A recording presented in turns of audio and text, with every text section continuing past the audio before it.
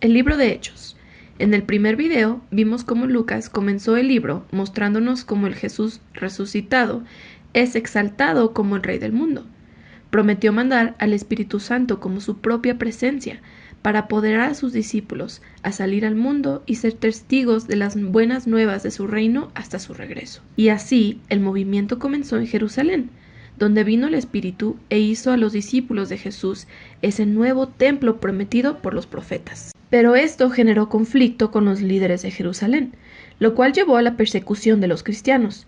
Pero el Espíritu lo transformó en algo bueno. Se convirtió en el medio por el cual la comunidad originalmente judía fue impulsada fuera de Jerusalén para convertirse en un movimiento multiétnico internacional. La iglesia emblemática de este diverso grupo fue en Antioquía, la ciudad más grande de esa región del Imperio Romano. Así que dejamos la historia con Bernabé y Pablo sirviendo en la iglesia en Antioquía, y el Espíritu lleva a la iglesia a mandarlos en un viaje misionero. Esto abre una nueva sección del libro que trata de Pablo y sus colegas viajando por diversas ciudades del Imperio Romano, anunciando las buenas noticias que Jesús es el Rey. La primera misión comienza en lo que llaman Asia Menor, que hoy en día es Turquía, y termina con una reunión de los apóstoles en Jerusalén. En la segunda misión pasan por Asia Menor hasta llegar a Grecia Antigua. La tercera misión lleva ese mismo recorrido y concluye con el viaje de regreso de Pablo hasta llegar a Jerusalén. Ahora, al recontar estas historias, Lucas resalta varios temas repetidos. Primero está la misión continua a Israel. Cada que Pablo entra a una ciudad nueva, siempre va primero a la sinagoga judía para compartir acerca del Rey Jesús resucitado y cómo está formando una nueva familia de Dios multiétnica.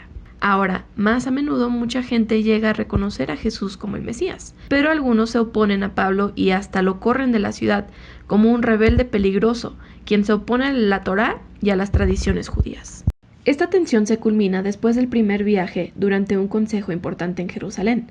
Pablo aquí descubre que hay cristianos judíos en Antioquía, alegando que al menos que los cristianos no judíos se hagan judíos practicando la circuncisión, el sabbat o respetando las leyes de la comida kosher, no podrán ser parte de la familia de Jesús. Pero Pablo y Bernabé están radicalmente en desacuerdo, así que llevan el debate a un consejo de ancianos en Jerusalén. Estando ahí, Pedro, Pablo y Santiago, el hermano de Jesús, muestran de las Escrituras y de sus propias experiencias que el plan de Dios siempre fue incluir a las naciones dentro del pacto. Así que escriben una carta requiriendo que los cristianos no judíos dejen de participar en los sacrificios paganos en los templos, pero no requieren que adopten una identidad étnica judía o que obedezcan las leyes de la Torá. Ahora, esta decisión fue revolucionaria para la historia del movimiento de Jesús. Es el Mesías judío, pero también es el Rey resucitado de todas las naciones.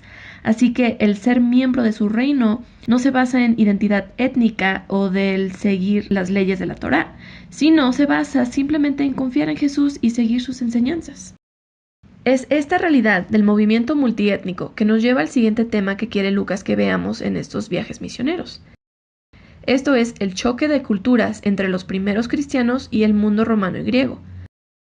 Lucas registra múltiples choques en Filipos, Atenas, Éfeso. Pablo va y anuncia a Jesús como el único Dios y como el Rey del mundo, quien muestra a todos los demás dioses e ídolos como impotentes. Y su mensaje es visto como subversivo al modo de vida romano, y es acusado de ser un peligroso revolucionario social. Estas historias muestran cómo las comunidades multiétnicas monoteístas de Jesús no encajaban en ninguna caja cultural conocida por el pueblo romano. El mundo antiguo jamás había visto algo parecido. Y los cristianos despertaron más que una simple sospecha.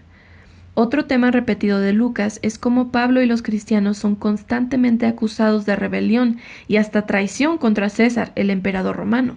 La gente sí escuchaba a Pablo correctamente al anunciar que había un nuevo rey, Jesús, y también veían cómo la forma de vida cristiana era un desafío a muchos valores romanos.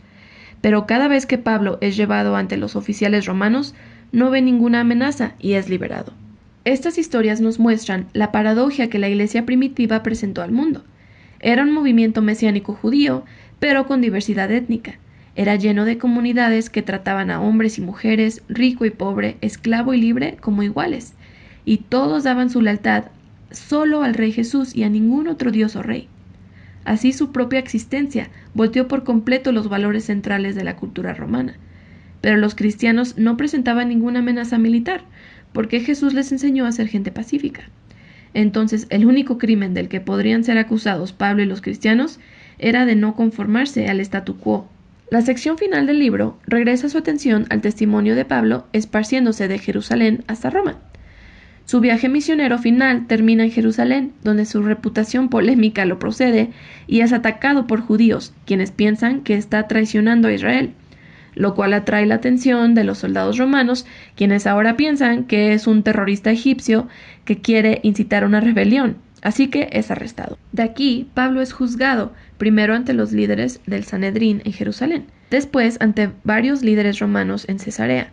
Primero el gobernador Félix, que lo pasa al siguiente gobernador, Festo, quien eventualmente lleva a Pablo ante el rey Agripa. Pablo termina en la cárcel durante años, aunque en cada juicio los cargos nunca se mantienen, porque lo único que está haciendo es anunciar que su esperanza en la resurrección se está cumpliendo en Jesús. Esto no es un crimen, pero para este punto el sistema legal romano ya no lo puede dejar ir, así que Pablo termina apelando a la corte más alta de Roma. Pensarías que todo el tiempo que estuvo encarcelado sería un retraso para Pablo, porque su misión es estar allá afuera formando nuevas comunidades, pero el Espíritu obra todo para bien en este libro, así que este tiempo en la cárcel le da tiempo a Pablo de escribir sus cartas apostólicas más importantes. Y estas se vuelven en la manera en la que su misión se continúa, aún después de su muerte.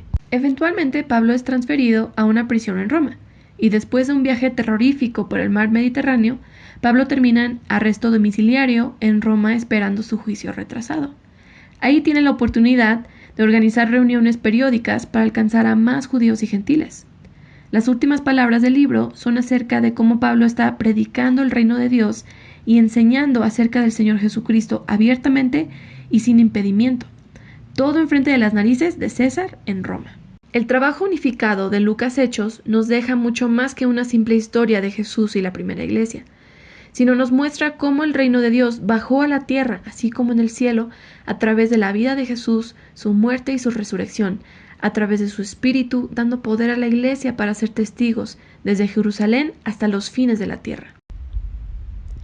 Y al contarnos estas historias, nos ha dado también ejemplos claros de cómo se ve esta fidelidad y lealtad hacia Jesús. Se ve al compartir las buenas nuevas de la resurrección con palabras y hechos, y en la formación de comunidades donde la gente es tratada equitativamente y vive bajo los mandatos y enseñanzas de Jesús. Y todo esto se ve al confiar en el poder y en la guianza del Espíritu para encabezar el camino. Y de eso se trata el libro de Hechos.